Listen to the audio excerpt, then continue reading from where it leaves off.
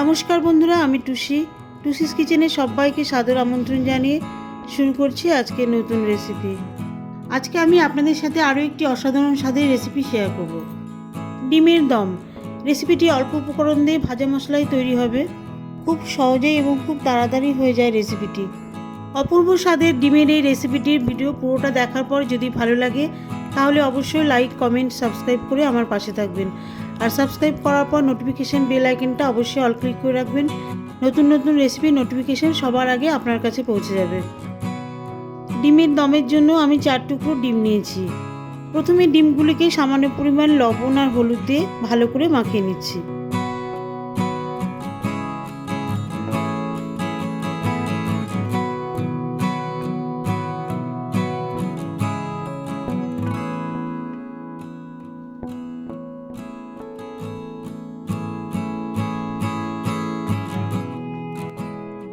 এখানে 6 টুকরো সেদ্ধ আলু আছে।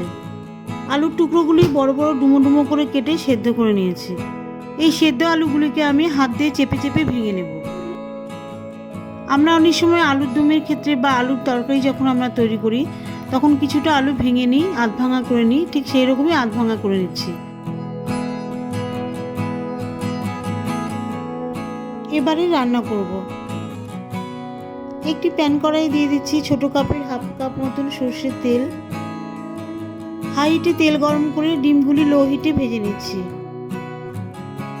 ডিমগুলি ভাজার সময় গ্যাসের আঁচটা লো করে দিতে হবে।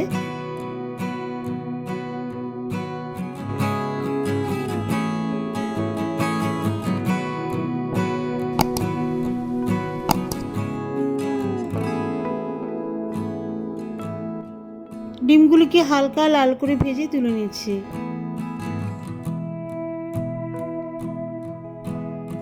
ডিম ভেজে তুলে নেওয়ার পরে ওই তেলে ফোড়ন দিয়ে দিচ্ছি হাফ চা চামচ গোটা জিরে, 2টো ছোট সাইজের তেজপাতা, একটা শুকনো লঙ্কা।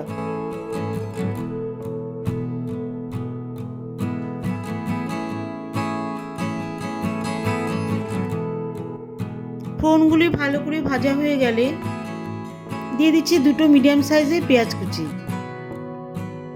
এখন গ্যাসের ফ্লেম মিডিয়াম করে দিয়েছি। মিডিয়াম ফ্লেমে পেঁয়াজ কুচিগুলি লাল বাদামি করে ভেজে নেব।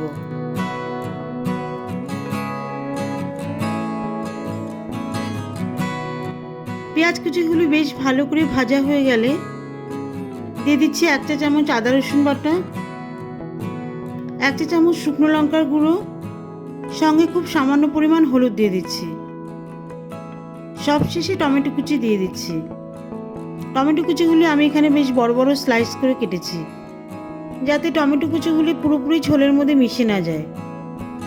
যেহেতু এটা দম হবে তাই টমেটোগুলি ঝোলের মধ্যে মিশে না গেলেই ভালো লাগবে খেতে।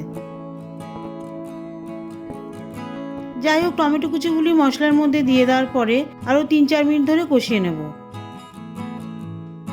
মশলা ভালো মতন কষানো হয়ে গেলে যখন মশলা থেকে তেল বেরোবে এই সময় দিয়ে দিচ্ছি 2 গ্লাস জল। আমি এখানে ছোট গ্লাসে 2 গ্লাস জল দিয়ে দিচ্ছি। সেই সঙ্গে দিয়ে দিচ্ছি হাফ চা চামচ মতন লবণ। লবণ এখানে স্বাদ মতন দেবেন। লবণ ঝোলের মধ্যে ভালো করে মিশিয়ে দিয়ে একটা একটা করে ভাজা ডিমগুলি ঝোলের মধ্যে দিয়ে দিচ্ছি।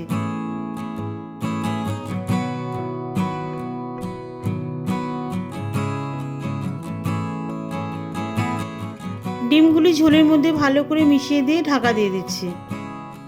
আর এই সময় গ্যাসের ফ্লেমটা হাই করে দিতে হবে।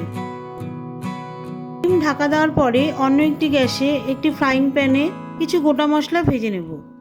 দিয়ে দিচ্ছি 1 চামচ গোটা জিরে, 1 চামচ গোটা ধনে, 2টো শুকনো লঙ্কা, 6-7টা গোলমরিচ, ছোট 1 টুকরো দারচিনি স্টিক, 2টো এলাচ। এই সব কিছু ভালো করে শুকনো ভেজে নেব।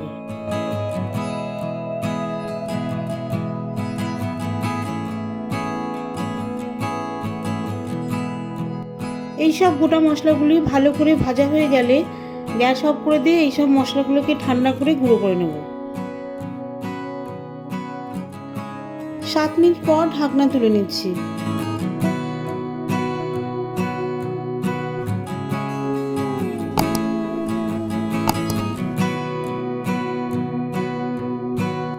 এবারে ঝোলের মধ্যে সেদ্ধ করা ভাঙা আলুগুলি মিশিয়ে দিচ্ছি।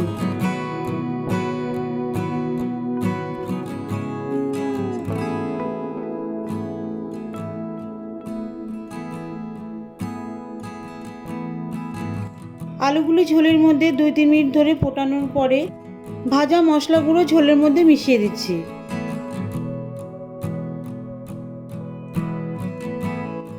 ভাজা মশলাগুলি ভালো করে মিশিয়ে দেওয়ার পরে আবারও 2-3 মিনিট ঝোলের মধ্যে ফুটিয়ে নেব, যাতে ভাজা মশলার ফ্লেভার পুরোপুরি ঝোলের মধ্যে চলে আসে।